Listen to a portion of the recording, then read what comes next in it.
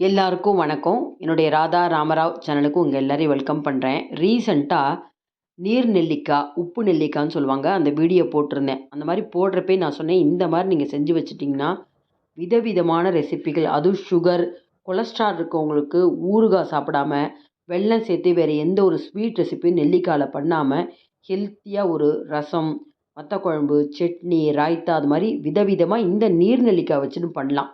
உடம்புக்கும் ரொம்ப ரொம்ப நல்லது. இந்த மாதிரி ஒரு ரெசிபீஸ் எல்லாம் எப்படி இதை வச்சுன்னு செய்யலாங்கிறத பார்க்கலாம் வாங்க. இந்த வீடியோ பிடிச்சிருந்தா லைக்ஸ் கொடுங்க. இது வரைக்கும் என்னோட சேனலுக்கு சப்ஸ்கிரைப் பண்ணாதவங்க மறக்காமல் சப்ஸ்கிரைப் பண்ணி பக்கத்தில் இருக்க பெல் பட்டன் ப்ரெஸ் பண்ணிங்கன்னா ஆளுங்கிற ஆப்ஷன் வரும். அதை நீங்கள் ப்ரெஸ் பண்ணிங்கன்னா நான் போடுற அடுத்தடுத்த புது புது வீடியோ உங்களுக்கு நோட்டிஃபிகேஷனாக கிடைக்கும். முதல் ரெசிபி நீர் நெல்லிக்காய் வச்சுட்டு ரசம் பார்க்க போகிறோம். நீங்கள் எந்த ஒரு ரெசிபி செஞ்சாலும் முதல்ல எத்தனை பேருக்கு நம்ம செய்ய போகிறோம் அப்படிங்கிறத மனசில் வச்சுட்டு செய்யுங்க. ஏன்னா நெல்லிக்காய் அப்படியே ஒரே நாளில் 10 நெல்லிக்காய்லாம் சாப்பிடக்கூடாது. நான் சொல்லியிருக்கேன், ஒரு நெல்லிக்காயில் 2 பல் ஒரு நாளைக்கு சாப்பிட்டாலே நமக்கு தேவையான எல்லா சத்தும் கிடைக்கிது.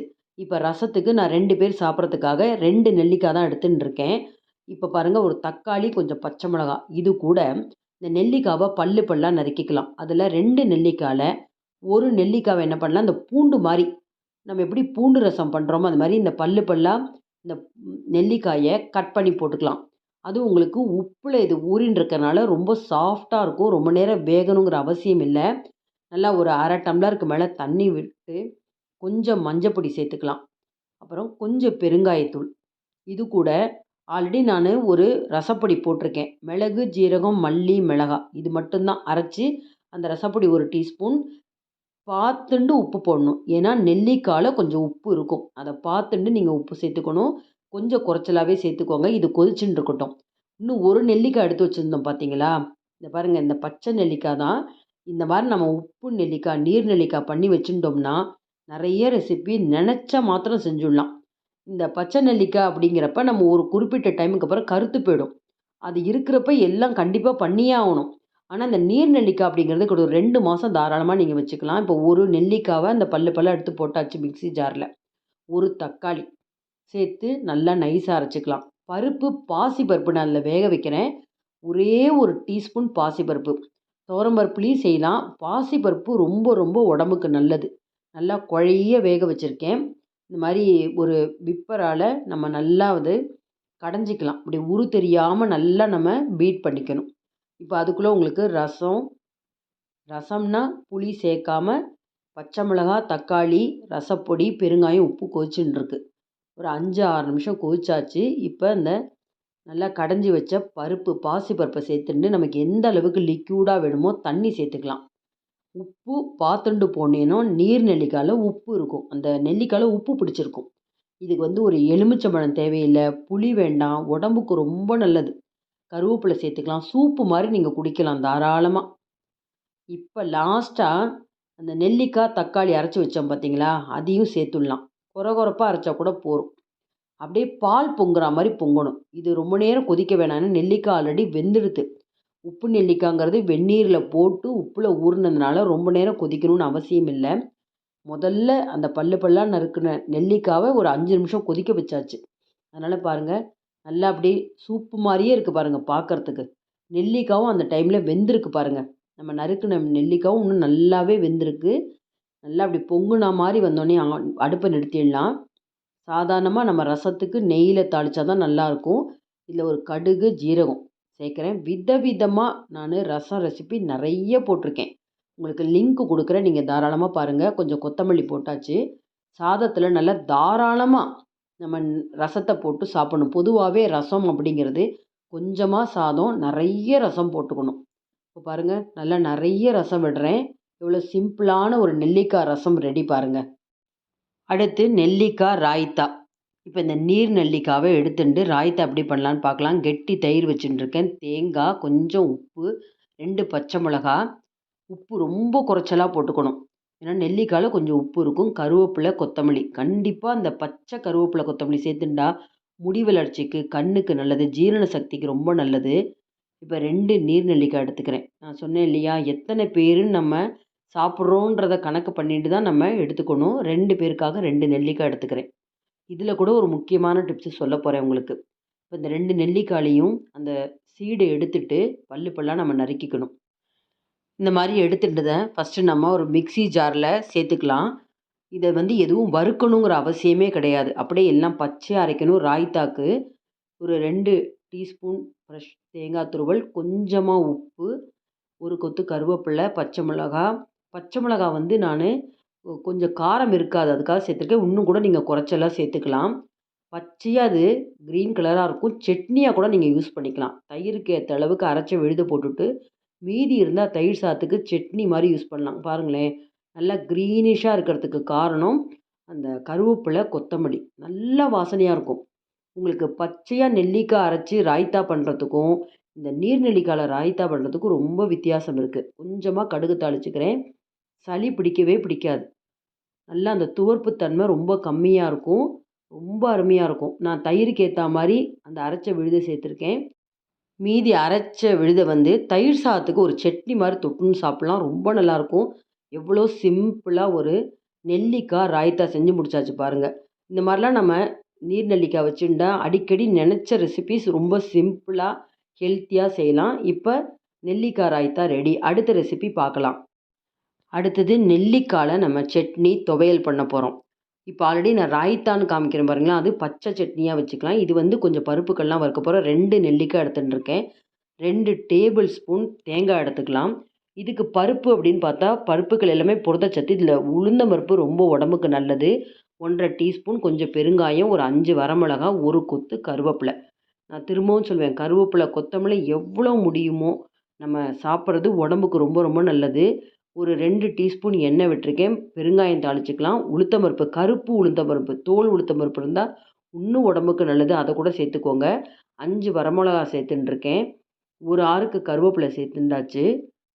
உளுத்தம்பருப்பு நல்லா கோல்டன் ப்ரௌன் கலர் வந்ததுக்கப்புறம் நம்ம கொட்டையிலேருந்து எடுத்த அந்த நெல்லிக்காய் பல்லாக எடுத்ததெல்லாம் போட்டு 1 நிமிஷம் வறுத்தா போதும். நீர் நெல்லிக்காய் அப்படிங்கிறது ஓரளவு வெந்து இருக்கும். அந்த பருப்பு நிறம் மாறினா போதும். அடுப்பை நிறுத்திட்டு தேங்காயும் சேர்த்து அந்த வாணலி சூட்லேயே ஒரு 2 நிமிஷம் வறுத்துக்கலாம். வறுத்துட்டு இதுக்கு புளி சேர்க்க வேண்டாம் முக்கியமாக. ஏன்னா நெல்லிக்காயிலே இந்த துவர்ப்புத்தன்மை, புளிப்புத்தன்மை எல்லாமே இருக்குது. ரொம்ப ரொம்ப கொஞ்சமாக நம்ம உப்பு சேர்க்கணும். ஏன்னா நெல்லிக்காயில் உப்பு இருக்கிறப்ப நீங்கள் எல்லா சமையலுக்குமே நீர் நெல்லிக்காய் உபயோகப்படுத்தினா உப்பு கொஞ்சமாக தான் போடணும். நீர் நெல்லிக்காயில் நெல்லிக்காய் வீணாக போகாமல் இருக்க நம்ம நிறைய உப்பு சேர்த்துருக்கோம். அந்த நெல்லிக்காயில் பிடிச்சிருக்கும். ரொம்ப கொஞ்சமாக 1/4 டீஸ்பூன் விட கம்மியாக உப்பு சேர்த்துருக்கேன். கொஞ்சமாக தண்ணி விட்டு கொரகொரப்பாக அரைச்சிங்கன்னா ரொம்ப நல்லாயிருக்கும். இப்போ பார்த்தீங்களா, இதை பார்த்தாலே உங்களுக்கு ஏதோ துவரம்பருப்பு சட்னி மாதிரி தெரியுது பாருங்கள்.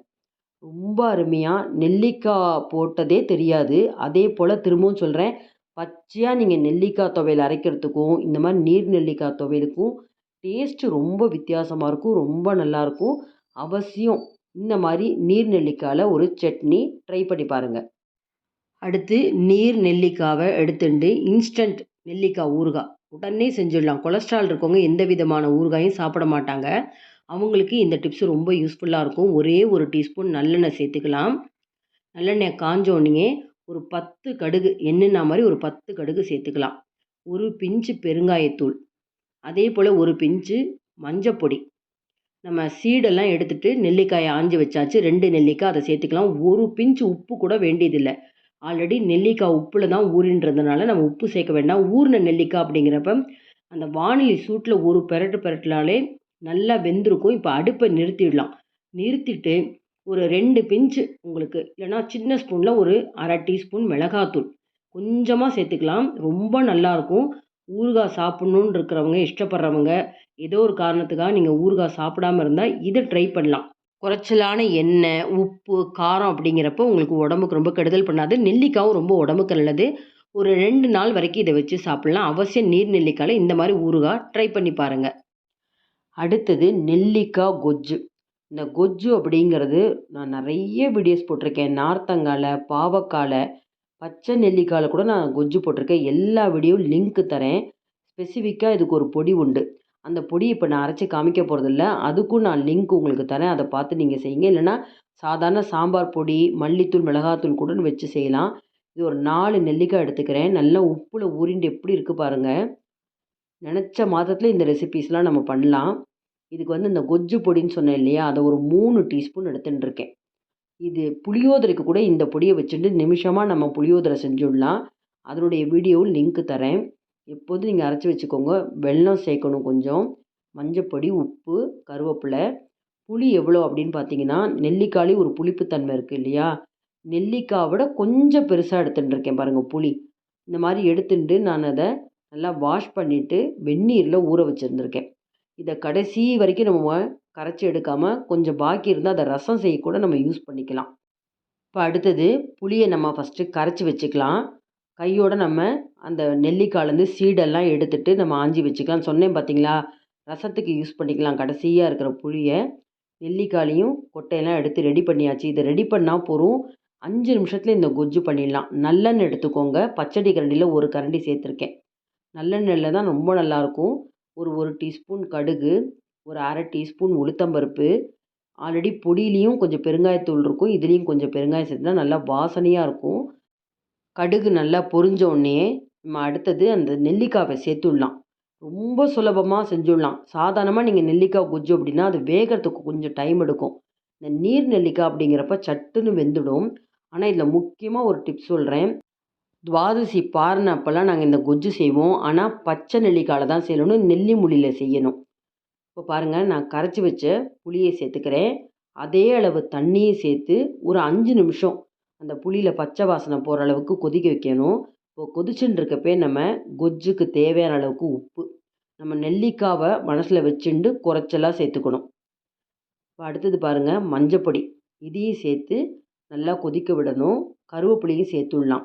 எதுக்காக நான் பச்சை நெல்லிக்காய் அப்படின்னா, இந்த பாரணை அதெல்லாம் பண்ணுறப்ப நம்ம இந்த ஊற வச்சு உப்பு போட்டதெல்லாம் உங்களுக்கு சேர்க்க முடியாது. அதெல்லாம் ஒரு பழைய இது மாதிரி ஊறுகாய் கூட நாங்கள் சாப்பிட மாட்டோம்.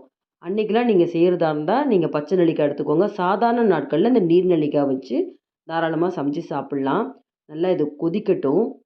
இப்போ பாருங்கள், நல்லா கொதிச்சுன்னு இருக்கு. இப்போ பாருங்கள், அந்த கொஜ்ஜு பொடி நம்ம டைரெக்டாக சேர்க்காம கொஞ்சம் தண்ணி சேர்த்துக்கலாம். 3 டீஸ்பூன் சேர்த்துக்கிறேன். போரல அப்படின்னா அப்புறம் கூட 1 டீஸ்பூன் சேர்த்துக்கலாம். நல்லா தண்ணி விட்டு கரைச்சிக்கோங்க.